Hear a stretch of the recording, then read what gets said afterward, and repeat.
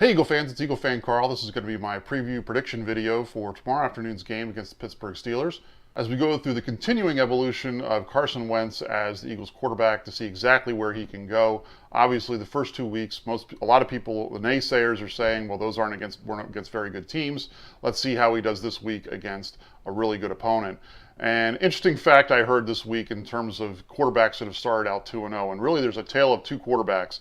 If you look at sort of where quarterbacks have gone that have started 2-0 as rookies. And two quarterbacks that sort of jump out at you when you look at rookie quarterbacks that started out 2-0. On one end of the spectrum, you have John Elway, who's obviously a Hall of Famer, won 2 Super Bowls. In my opinion, one of the top 5 quarterbacks in the Super Bowl era. So I think really that's the one end of the spectrum where obviously quite a bit of success. And you look at the other end of the spectrum in terms of quarterbacks that started out 2-0, and you have Ryan Leaf, who is regarded as probably one of the biggest busts in NFL draft history. So really, a tale of two different quarterbacks. Carson Wentz obviously is going to fall somewhere in the middle, but that's a huge spectrum in terms of where he could potentially end up. So it is, granted, it's too early to really determine how good of a quarterback he's going to be after 2 games. And this game is going to provide him with a much bigger test. So let's go ahead and take a look at the game and see exactly where I think the Eagles could potentially have some success, but I think they're also potentially going to have some challenges as they play the Steelers tomorrow. When you look at the Steelers and you think about their offense, you think of Ben Roethlisberger, you think of Antonio Brown, you think of that passing game that they have. And you may be tempted to try and guard against that. But the other side of that is, after the first 2 weeks, DeAngelo Williams, their backup running back, is actually leading the league in rushing yards. Now, Le'Veon Bell has been suspended, and that's why Williams is getting so much playing time.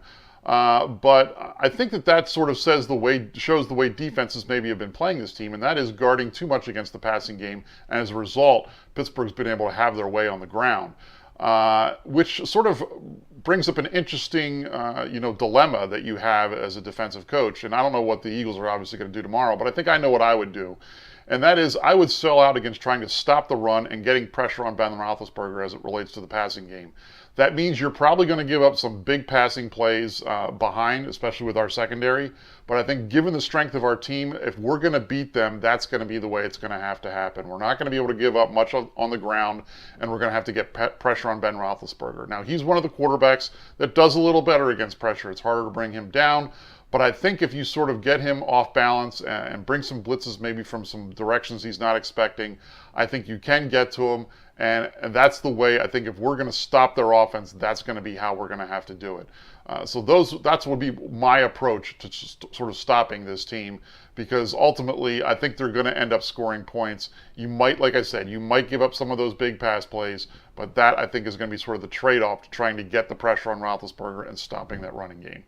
So what does that mean for our team in terms of our offense against their defense? And like I said, it's going to be, once again, a test for Carson Wentz. And that's because they're actually pretty decent against the running game, but they haven't been that successful against the passing game. If you look at their overall yards, the Steelers are actually, after 2 weeks, are 23rd in team defense in terms of yards given up. But the flip side of that is they're only 8th in points allowed. So while they've been giving up yardage, they haven't been giving up points.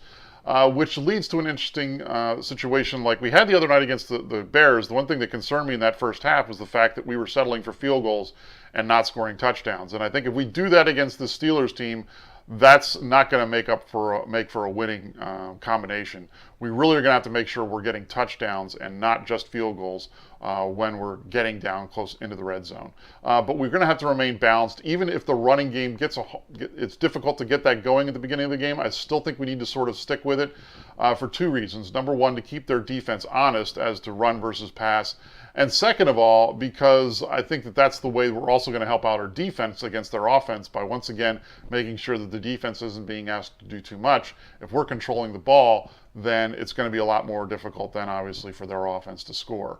Now, in terms of the passing game, though, I think we can pass the ball against this team. Interesting fact, the Steelers, after 2 weeks, only have 1 sack. And so that's, I think, something that we can really sort of take advantage of. If Carson Wentz has some time, he will be able to complete some passes and hopefully get some success against this defense as well. But I sort of see that that's one of the things that's going to be real important, is making sure he's protected to give him time, but also really sticking with that running game as well. There is one other interesting thing to consider, and that is the games we're coming off of, and there's really downs to both teams in that regard. The Eagles are coming off the short week, having played Monday night, which is never, it's always a little more of a disadvantage. But the Steelers are coming off a win against a division rival, and lots of times there is a tendency, especially when it's followed by a non-conference game, to sort of have a little bit of a letdown. And when I've been hearing a lot of the Philadelphia commentators who are picking the Eagles, some of the ones who are picking the Eagles to win the game, that's one of the things that they're relying on, is the fact that they are coming off the Cincinnati game.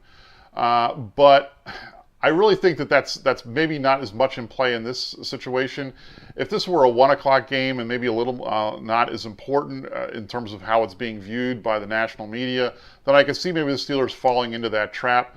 But this is the 4:30 national game that's going to be broadcast across most of the country. They've heard about all the Carson Wentz hype all week. So I think it's going to be difficult for the Steelers to fall into that trap. And it's for that reason that I don't really completely buy into that. I think that ultimately all that stuff goes to the wayside, and it comes down to where these teams really are. And the beginning of the season, I thought the Steelers were going to win this game, and I'm not going to move off of that. What I am going to do is I think it's going to be closer than maybe what I had originally thought, and I think the Eagles will be able to give them a good game. For that reason, I'm going to go ahead and pick the Steelers to win 27-23. Like I said, I think we keep it close, but I think we're going to end up giving up some big pass plays that are ultimately going to hurt us. And I think we are going to be able to move the ball against this team. But I think that this is sort of a bad matchup for us in terms of our secondary against their wide receivers. And for that reason, like I said, I'm going to go ahead and pick the Steelers to win. Let me know below what you think. Give me your prediction, and we'll see exactly what happens tomorrow. I'll go ahead and check in after the game to give you my reaction to what happens. But until then, fly Eagles fly.